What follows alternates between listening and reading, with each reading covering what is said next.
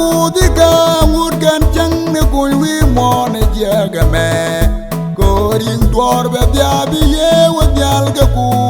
kabilen modo adi biken juzuk kola ne kudiga ngurgan chang ne kulwi mon jegame koring dor be biabi ye wanyal ga ku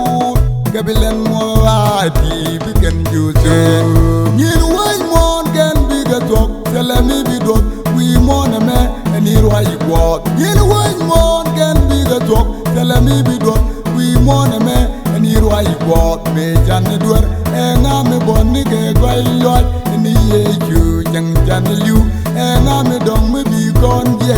e ye ju hallelujah kwar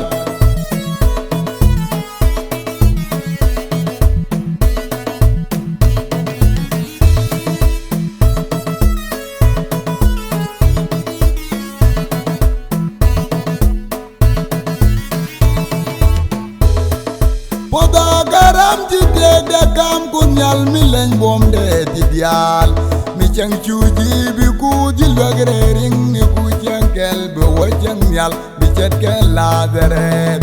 Poda garam ti de kam kunyal mi len bom de ti dial mi chang chuji bi ku di logre ring ni ku chang kel bo wa chang nyal bi chet kel la dere Yin way mon gen bi ga tok telemi bi dot wi mon me ni roi kwot yin way mon gen bi ga tok telemi bi dot wi mon me ni roi kwot me jan duer e ngame bon ni ke goy lot ni ye ju jang jan liu e ngame dong me bi kon je e ye ju hallelujah kwar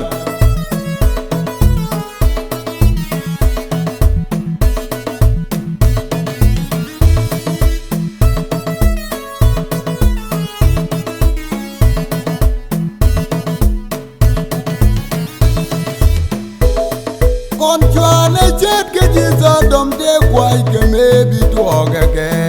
Kweran beben ke sang me pi kon e kuz go da pal ni chang kon pal ni go nyin ke Kon chwane chet ke jisa dom de kwai ke me bi tuoge ke Kweran beben ke sang me pi kon e kuz go da pal ni chang kon pal ni go nyin ke